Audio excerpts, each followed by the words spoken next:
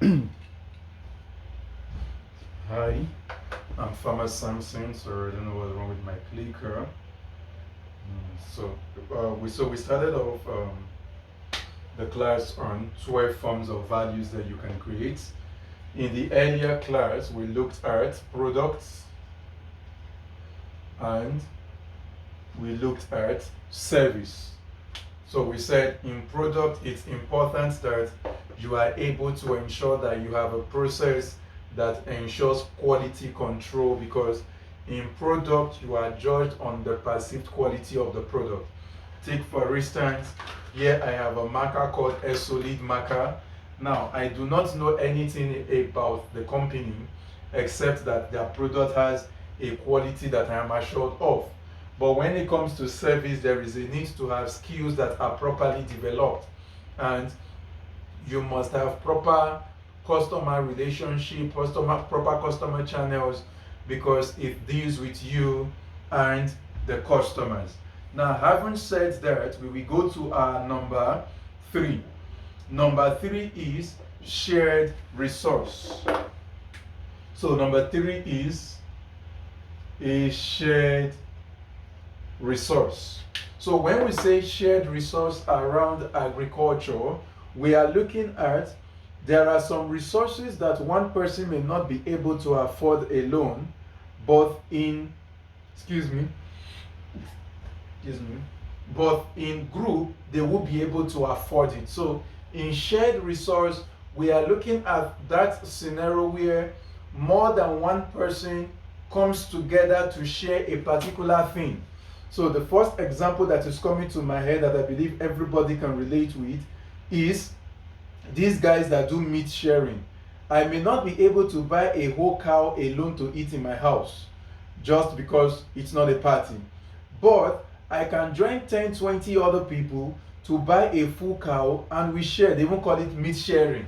So that kind of business is modeled around shared resource. We are going to buy fertilizers as a group of farmers, and I sell fertilizers. Instead of trying to sell to each farmer at 10k or 20k, I can come and say, if all the farmers in this community will buy a truck load of fertilizers from me, your price of fertilizer will reduce by 4k or 5k. Shared resource. So a single farmer may not be able to buy a truck or a container load of fertilizer, but by having them share it, the price comes down. That is a form of value that you can create. Can you create something that your customers can come and share, as opposed to each person trying to buy everything on their own? It might even be around the area of distribution. So I am in Kafachan and I come in with my truck and I am telling the farmers, you need to move your things to Lagos. Everybody can buy a little space in the truck and pay for it. So you don't need to worry about owning a truck or renting a full truck. You just come, pay for an aspect that your goods will contain, and we will transport your goods. That is shared resource. That is another part of value, or another kind of value that we can create intentionally in agribusiness. Look at that thing that you are doing. Will it be easier for you to sell to a group of people as opposed to trying to sell to one person? Would it be cheaper for you? Would it be much more cost effective to have 5-10 people share that resource? It might even be in the form of your land. You have 120 plots of land, and you don't even have money to run it. Now you see, this is the key difference between, this is why it is not a service. In a service, you are doing it yourself. In a shared resource, the people are doing it. So you have 120 plots of land, and you say, okay, fine, everybody come and take 12 plots or something. However, at your harvest, I will collect the output of 2 plots belongs to me, while the output of 10 plots belongs to you. You did not spend any money doing anything. It's just that you own the property. That is shared resource. Another value that you can create, number 4, is subscription. Subscription. So you can create a value around subscription. This is an area that is super underrated today. So take for instance, I know in Lagos there is a company, an awesome company called Salad View, somewhere on the island. And with Salad View, you can actually subscribe to have your detoxification plan. You can even subscribe to have your meal plan. I know there is a thing, Simply Field, I hope I'm getting the name right, in Port Harcourt. She has a subscription-based detoxification plan that you can subscribe to. There is another company, Future Foods, owned by Joy Adewuyi. Awesome company also.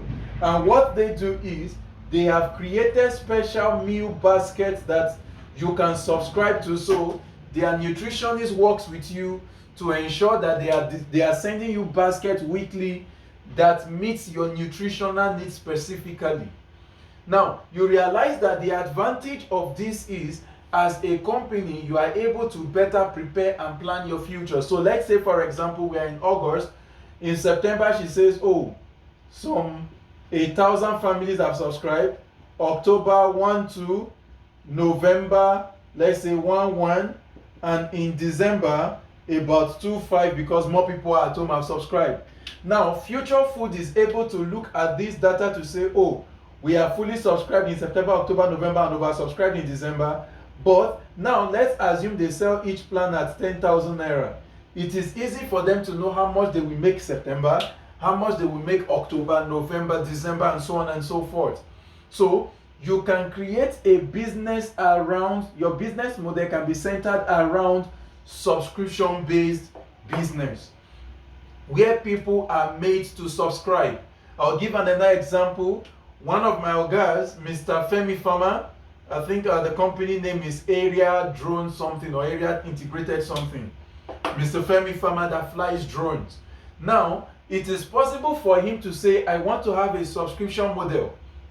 And the Raise a Farmer initiative in Ekiti by Farmer Lawrence can say, we want all our farmers to subscribe, such that maybe every two weeks or every second week of the month, Mr. Femi Farmer will come with his drone, do area photography, spray in the agrochemicals that are needed, do map reading, use his drones for sensors to find out what diseases are there, to know what to spray per time. I don't know if I'm making any sense. So that is subscription based, and it allows Femi Farmer to plan, because he can now live there and say, oh, I am going to have deck, or I am going to the Avocado Association through Ambassador Shola Adeniyi to also go and help them spray and all of that. So you can have a business model by creating a value that people subscribe to, that customers subscribe to. Even if what you are selling is tomatoes, you can have people subscribe. If you know you are going to need tomatoes. Now, I think around subscription is where you have this, there is this common name people call it market errands, that you have a lot of people doing today, the market errand type. That is subscription based. So you can look at this process. So I've given an example around distribution, around consumption, around production, even around processing. You can also have something like that, where you have, oh, you will subscribe if you know you need us to help you process something, to help you do something. For example, I know there is a company by one of my guys again, Atinuke Lebile and Mr. Paul Silas, I hope I got that right, of cattle food. So I can go and meet them and say, oh, I want to subscribe that you'll be helping me process my cassava. You guys will even source the cassava, process it and package it in my name. I will just come pick up and go and sell. And they can have a business model around 10 of us. They'll say, okay, me I'm for Monday, somebody else for Tuesday, like that till on Sunday. So the point is, you can have subscription based model. Number 5, you can have the resale value moment, resale value option. Resale. This is one of the commonest one that people do in Greek, but they do not know that there is actually a name for it. Resale. So in resale, the key in resale is the options are nowhere to get it cheap and nowhere to sell high. So buy cheap, sell high, or where it is abundant to where it is scarce. So you can have a business model centered around resale value. How much do I sell this thing? How much will people pay for this thing? Resale value. So you can have your business model around this. I know, for example, there are people who buy palm oil when it is cheap, and they store it waiting for when it is expensive. So they buy it when it is cheap, they sell it when it is expensive. What they are doing is they resale value. Some people do it for different things. You buy it cheap, you sell expensive. Now, if this is going to be your business strategy, it's important that you know why it is cheap where it is cheap. I'll give you an example. We may not cover that in this course, it's not part of this mini MBA curriculum, but there is something called the politics and the policies and the politics of poverty, of agriculture. You know, the politics and the policies of agriculture, and there is another one called the economy of poverty. So you realize that there is a system that those who benefit from that poverty must put in place to ensure that this place remains poor. There could be stories centered around, oh, don't go to that place, so there is high level of insecurity. If you just go there, pam, they will kidnap you. Or if you just go there, pam, they will kill you. So because of that, the people who have the money to buy high are afraid to come to a place that it is cheap to come and buy. Or they give you stories of, if you get there, you will catch all manner of diseases. You don't have the immune system for that. Or if you get there, the place is not decent. There is no good place, so you will not even enjoy it. It's all smelly, it's all stinky. Or the people that are there are cannibals. Or the people that are there are illiterate. They will not even be able to communicate with you. Now, the idea is you must be able to know why is it cheap where it is cheap. Very important. Why is it cheap where it is cheap? Is it the people? Is it the season? Is it the climate? What makes it cheap?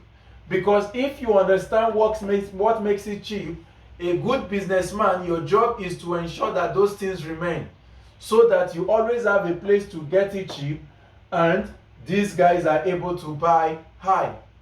Then two, you must also be able to ensure that what would ensure that it is always abundant, so that every time I come, I can always get to buy and go and sell.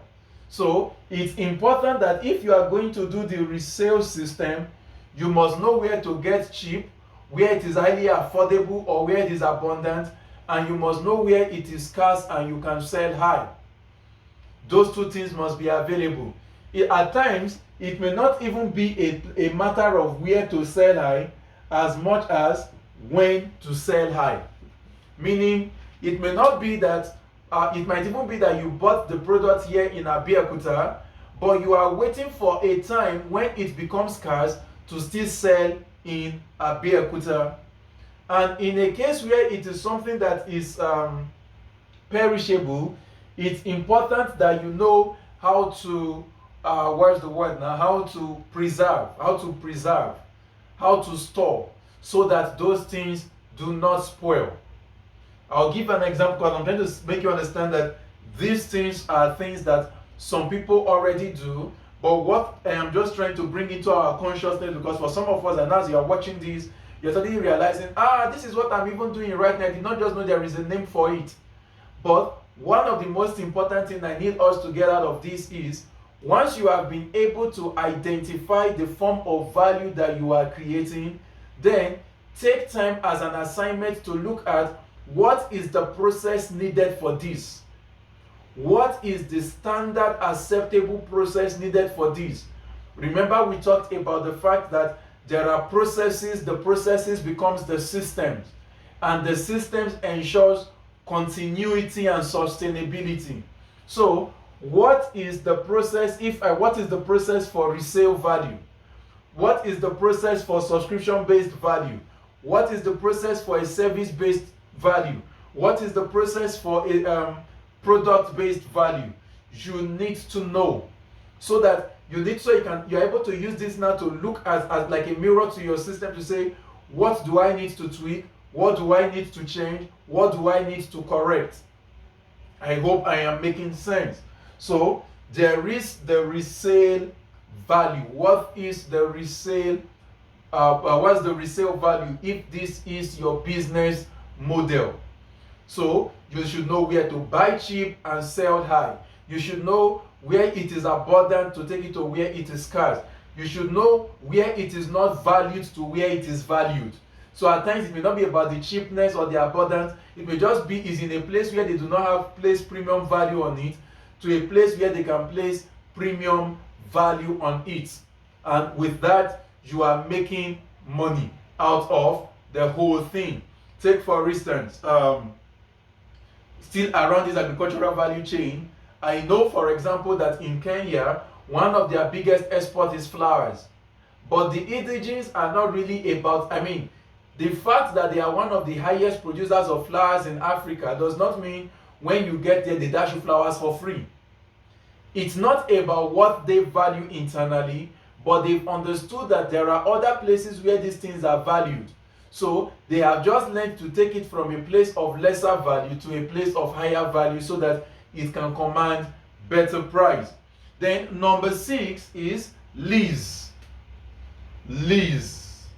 So what is a lease-based value? Lease-based value is you might have the money to acquire a large property, but in lease, you should know what people really need.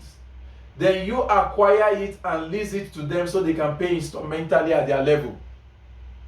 It can be lease, it can be rent. You have money to buy a tractor, get the tractor but rent it to other people so that they use it. You have the money to buy drones, buy it but rent it to other people. Now this is not as a service. That's where there is a difference between a lease, a lease rent or service. In service, the owner of the product of that major machine is the one providing you the service. In rent or lease, I am giving it to you to go and use it.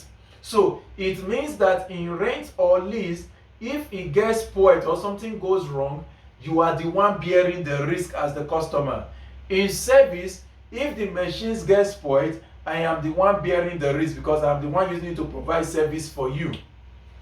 I don't know if that makes sense. So you can have a lease option as a way of creating value. What can I buy and give to people as a lease? What can I do and give to people as a rent? I can set up a garri processing factory and allow people rent it and use it. Or I can set up a logistics company and allow people rent the vehicles. 1 week, 1 month, 2 months. You get your driver, you get your everything. By the time you bring it back, we check to be sure it's up to our standard.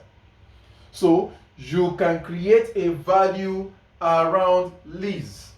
So in the next class, we will continue. We have looked at 6 at the moment because I'm trying not to make these videos too long. So we looked at products, we looked at service, we looked at we've looked at subscription, we've looked at resale, we've looked at lease, and we've looked at shared resource. So in the next class we will look at other methods of values that you can create or forms of values you can create in agribusiness. Thank you.